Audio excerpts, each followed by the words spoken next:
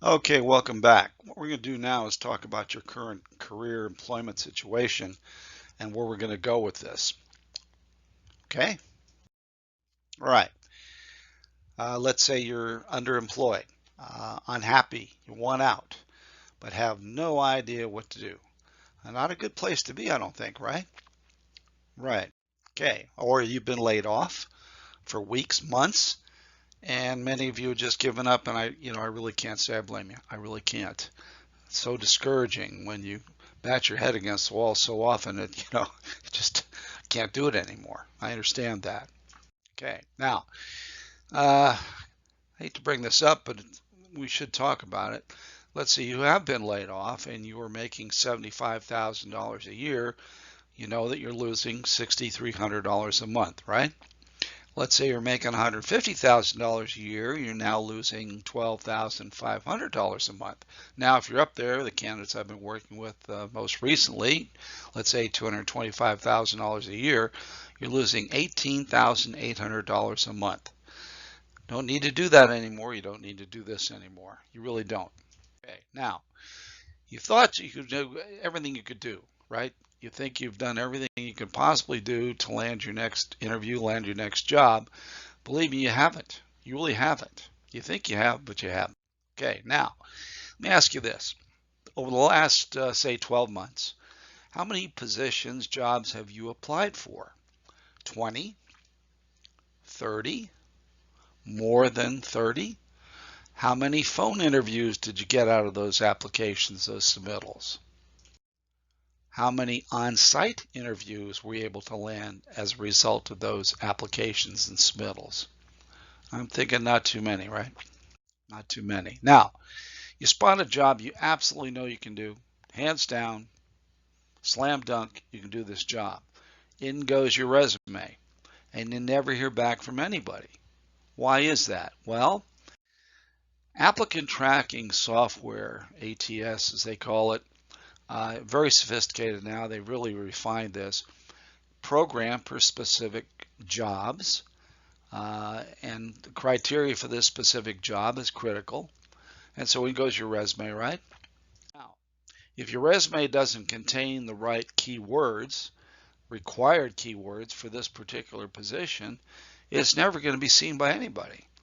It's going to go to the great abyss, gone forever.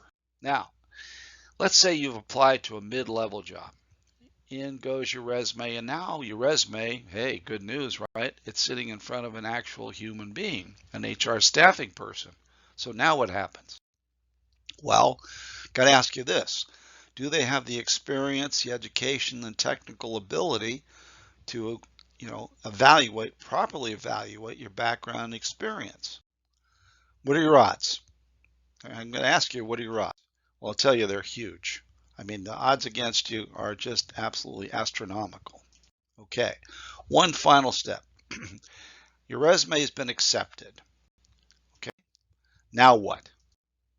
You need to hope and pray that this young HR staffing person has the courage to barge down the hall into the vice president's office and say, Mr. Jones, I've got your candidate. You got to see him right away. Well, how often do you think this happens? Pretty rare, right? Believe me, your odds are better in Las Vegas. They really are. Oh, yeah. And here's another thing. I can't stand these things. You get these, computer generated thank you notes. Thank you for applying, Bob. We're going to keep your resume on file, Judy. We're going to let you know, Phil, if a job pops up that matches your background. Don't hold your breath. Please don't hold your breath. Stop calling recruiters. Hey, do you got a job that matches my background? Same story, send me a resume. Same story. I know I still get them.